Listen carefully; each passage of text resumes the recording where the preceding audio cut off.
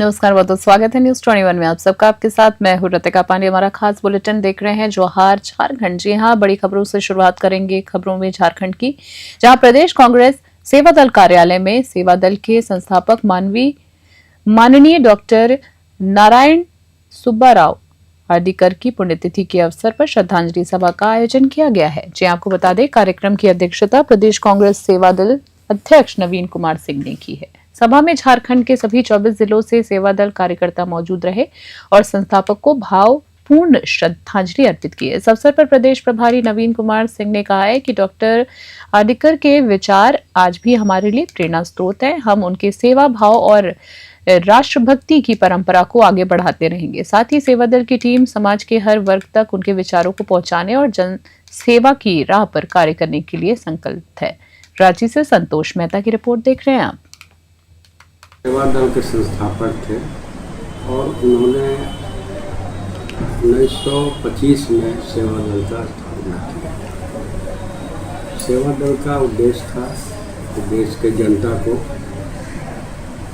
और पार्टी का विस्तार करें और लोगों के बीच में उनकी समस्याओं को समाधान करने के लिए हार्दिकर जी का मेन उद्देश्य था।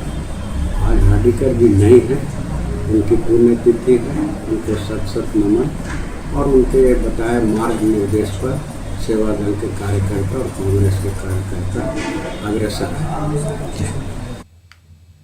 झारखंड राज्य का आठवां 3 दिवसीय सीपीआई राज्य सम्मेलन संपन्न होने के बाद सोमवार को मोराबादी स्थित एक निजी बैंकेट हॉल में प्रेस वार्ता आयोजित की गई है। इस मौके पर पार्टी के झारखंड प्रभारी रामकृष्ण पांडा और वरिष्ठ नेता महेंद्र पाठक ने पत्रकारों को संबोधित भी किया है।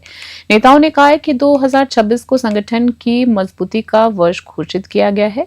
इस उद्देश्य से सम्मेलन में संगठन को बूथ स्तर पर विस्तार देने, साथ ही कैडर और धारदार बनाने और जनहित मुद्दों पर संघर्ष तेज करने की रणनीति तय की गई है। सम्मेलन में राज्य के सभी 24 जिलों से प्रतिनिधि शामिल हुए हैं और अपने अपने क्षेत्रों की रिपोर्ट प्रस्तुत की है।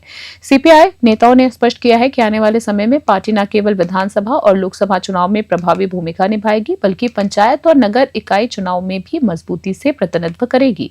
रांची से संतोष मेहता की रिपोर्ट देख रहे हैं। कांग्रेस पार्टी के निर्माण की शुरुआत हम लोगों ने किया है और उसको लेकर के नौजवानों को युवक और युवतियाँ जो हैं उनको हम लोग इकट्ठा कर रहे हैं। झारखंड की ज्वलन की समस्या है, यहाँ की खान खनिज की समस्या है, यहाँ की दाल जंगल जमीन की हिफाजत की समस्या है, यहाँ जो कॉर्पोरेट एसोसिएशन लोग चारागाह बनाने के लिए आ रहे हैं, बेरोजगारी के नाम पर यहाँ पे पलायन हो रहा है। इन सारे समस्याओं को लेकर के झारखंड में बड़ा आंदोलन हम लोग खड़ा करेंगे और झारखंड के अंदर मजबूत कांग्रेस पार्टी का निर्माण होगा और झारखंड में लाल झंडा एक विकल्प बनेगा आने वाले दिन में। उस दिशा में हम लोग मिलजुल करके को साब्यस्त करने के लिए हम अपना जन संघर्ष को आगे लेके जाएंगे। हम नौजवान को साथ में लेके आएंगे कि आप उनको नौकरी दो, नया एम्प्लॉयमेंट पैदा करो, महंगाई को रोको। ये तमाम बात को लेके हम आएंगे। इसके साथ साथ झारखंड के अंदर जो भी लोकल इश्यूज है हम उसको आइडेंटिफाई करेंगे और उसको हम समाधान करने तक अपना जन संघर्ष को तेज करेंगे।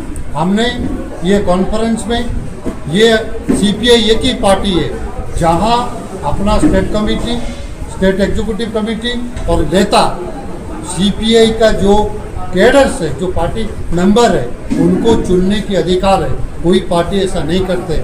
हम सबसे बड़ा डेमोक्रेटिकल ये करते। 3 दिन का बाद हमारा एक 45 मेंबर्स स्टेट काउंसिल हमने चुना, 21 मेंबर्स का एग्जीक्यूटिव कमेटी चुना और सर्वसम्मति से, मैं आपको बता दूं, इसमें कोई द्विधा किसी का नहीं था, कोई दो राय नहीं था, कोई दूसरा नाम नहीं था। सर्वसम्मति ने हम लोग ने पुनर्बार कॉमरेड महेंद्र पाठक जी को अपना सेक्रेटरी चुना। नगर निगम में कार्यरत कर्मचारी नकुल तिर्की की इलाज के दौरान मौत हो गई है।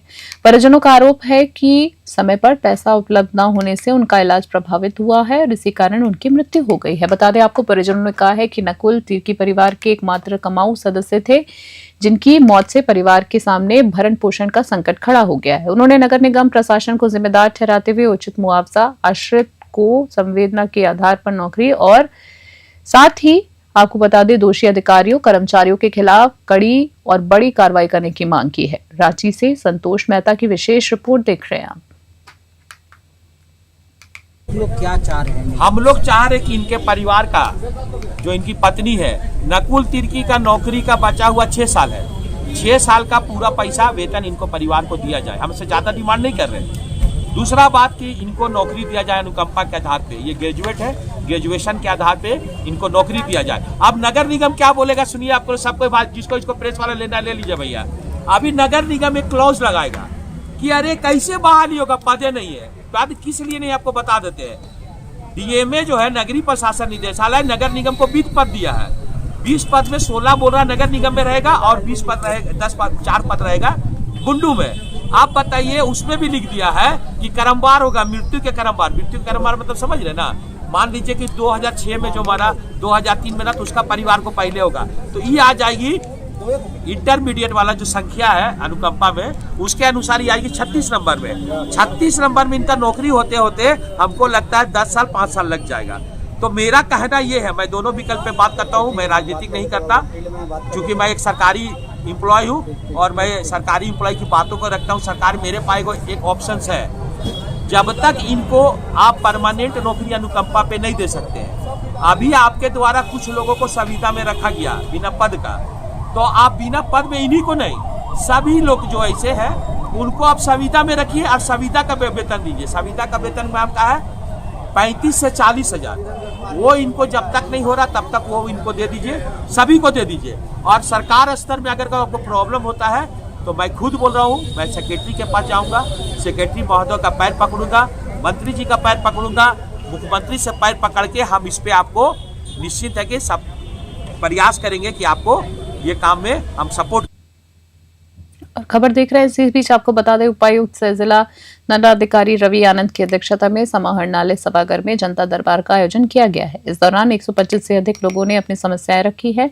उपायुक्त ने पेंशन आवास योजना सहित कई शिकायतों को गंभीरता से सुना है। बता दें आपको कई मामलों का मौके पर निपटारा किया गया है। वहीं मैया समान योजना और राशन कार्ड संबंधी शिकायतों को तुरंत समाधान भी हुआ है, जबकि भूमि विवाद और अवैध कब्जे की राहत के लिए सीओ और एसडीओ को निर्देश दिए गए हैं। दरबार में एक वृद्धा पेंशन राशि बैंक से पुष्टि कर बताई गई है। साथ ही आपको बता दें वाहन फिटनेस से जुड़ी फरियादी की समस्या जो है 20 मिनट में हल कर दी गई है। इसी बीच उपायुक्त ने कहा है कि जल्द ही प्रखंड स्तर पर भी जनता दरबार आयोजित होंगे ताकि आमजन की समस्याओं का त्वरित तौर पर समाधान सुनिश्चित किया जा सके। जामताड़ा से शेख शमीम की विशेष रिपोर्ट।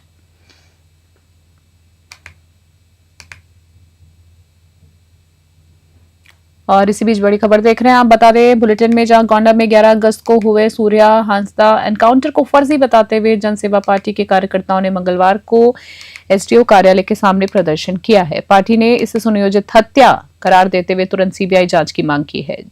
जनसेवा पार्टी के संयोजक राकेश लाल ने प्रधानमंत्री के नाम ज्ञापन सौंपते हुए कहा है कि राज्य सरकार की सीआईडी जांच से वे संतुष्ट नहीं है। उन्होंने आदिवासी समुदाय के साथ न्याय सुनिश्चित करने और किसी निर्दोष को गलत तरीके से निशाना न बनाने पर भी जोर दिया है। प्रदर्शनकारियों ने फर्जी एनकाउंटर बंद करो और सूर्या हांसदा को न्याय दो जैसे नारे लगाए हैं। पार्टी ने प्रशासन से निष्पक्ष और गहन जांच की मांग की है और आरोपी लोगों को कड़ी सजा देने की भी मांग की गई। इसी के साथ जामताड़ा से शेख शमीम की विशेष रिपोर्ट।